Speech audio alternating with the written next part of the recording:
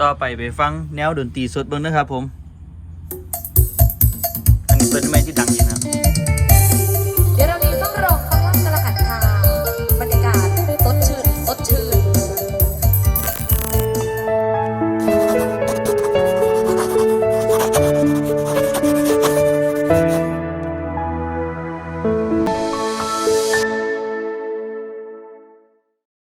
สวัสดีครับพวกผมเป็นเช่นแค่นี้กับสร้างเปรมพี่ออดิโอนะครับมือนี้สิพามาชมเจ้าตัวบลูทูธ 6.5 นิ้วนะครับตัวนี้ครับผม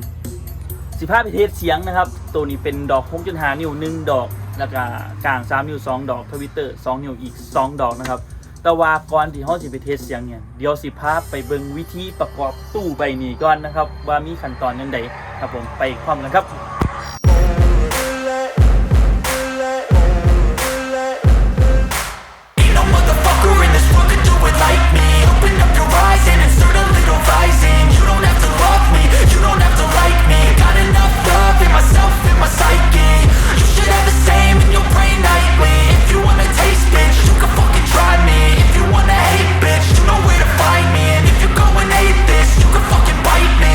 Cruising in my lane fast, call it high speed. I've been working hard, yeah, I've been working nightly. If you think you'll win, ha, not fucking likely. I be taking shots, yeah, cold-blooded, icy. Watching numbers grow is what I call sightseeing. In the front row, run it up when they hype me. The following grows, they know how to ignite me. Call me CEO, I've been running shit right, see.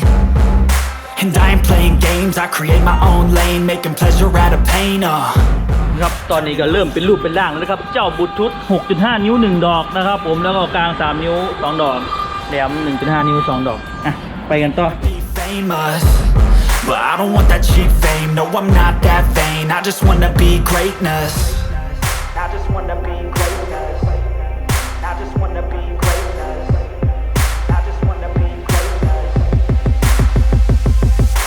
Ain't no motherfucker in this world could do it like me. Open up your eyes and insert a little rising. You don't have to love me, you don't have to like me. Got enough love in myself, in my psyche.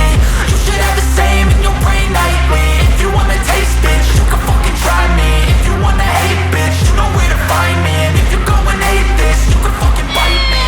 Okay, I'm going off.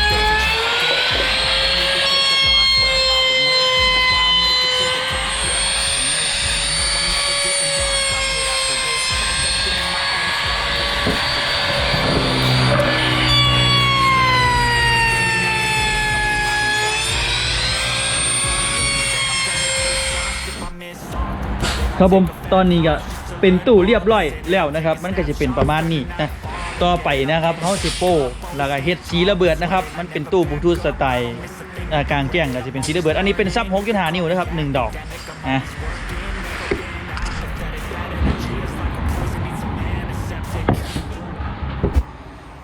ครับผมหลังจากที่เฮาประกอบตู้เสร็จเรียบร้อยแล้วเฮ็ดสีแล้วนะครับแล้วก็ประกอบด้านในเรียบร้อยแล้วมันก็สิออกมาเป็นจังซี่นะครับเดี๋ยวต่อไปนะครับสิพาไปฟังนะครับเช้าเช็คไปเช้ากล่องนะครับเบิ่งว่าเสียงมันจะเป็นจังไดนะครับไปฟังกันเลยครับ